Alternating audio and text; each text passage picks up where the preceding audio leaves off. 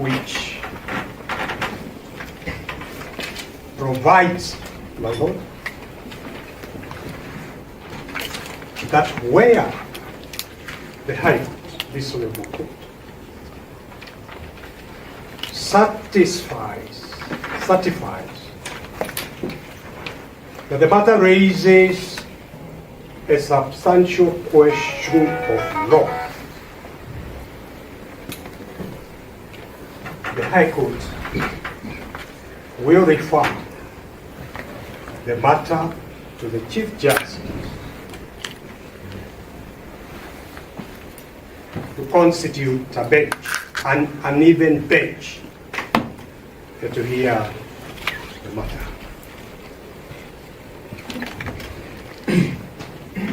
My Lord, it is our submission, without going into the merits of the issues raised, that the petition here and the application for conservatory orders raise very weighty and disputably very weighty constitutional issues of Standing Order number 64, 2 and 6,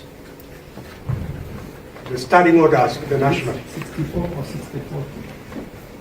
It is Standing Order number 64 in brackets, sub-rule, and sub-rule 6. So it is the Standing Order number 64, sub-rule 2 and sub-rule 6, providing a period of only 12 days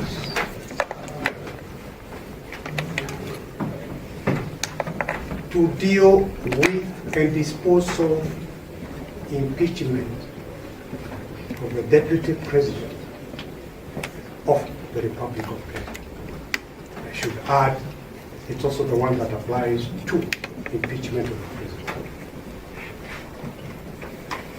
Lord, the Supreme Court, in the case of the Cabinet Secretary of Health, regarding public participation. So the issue we will be arguing is that this Standing Order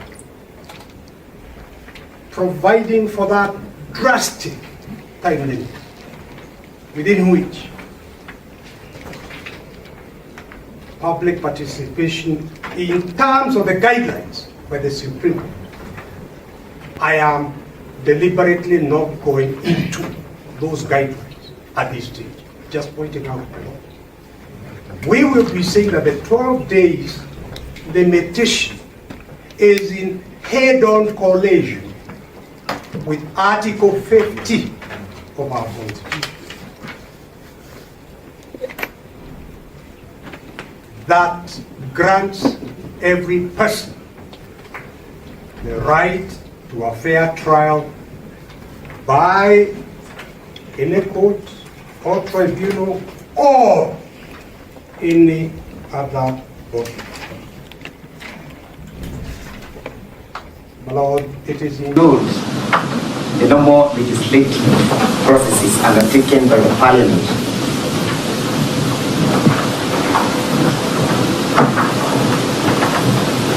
It argues, the Lordship, that public participation is the only avenue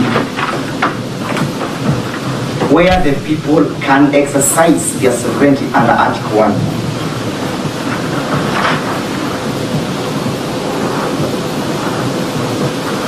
In determining whether or not a person elected through the universal suffrage can be subjected exclusively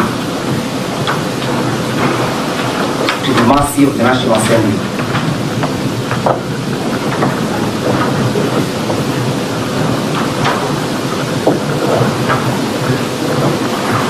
The other point on public participation, Your Lordship,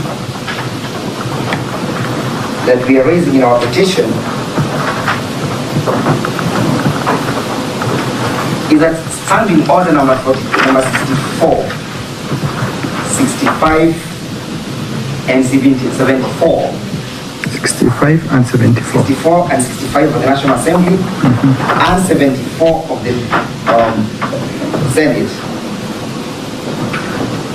do not provide for the critical element of public participation.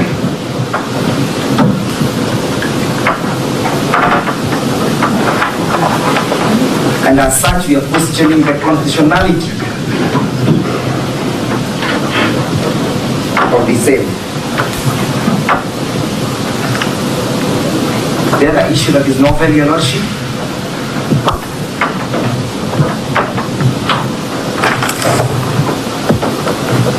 is that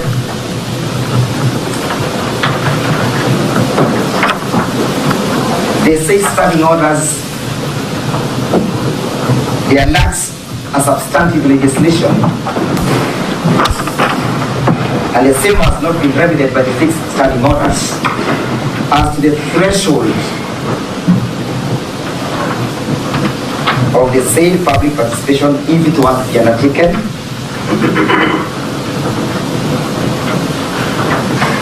Who should undertake it?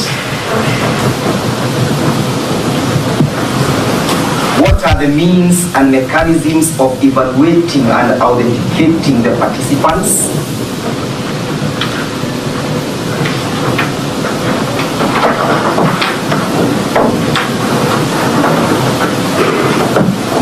The procedure for undertaking public participation.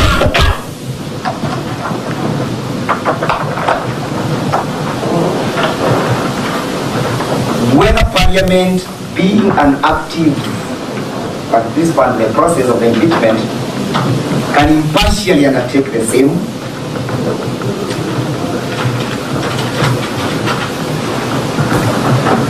And finally, the category of the individuals to undertake the same public participation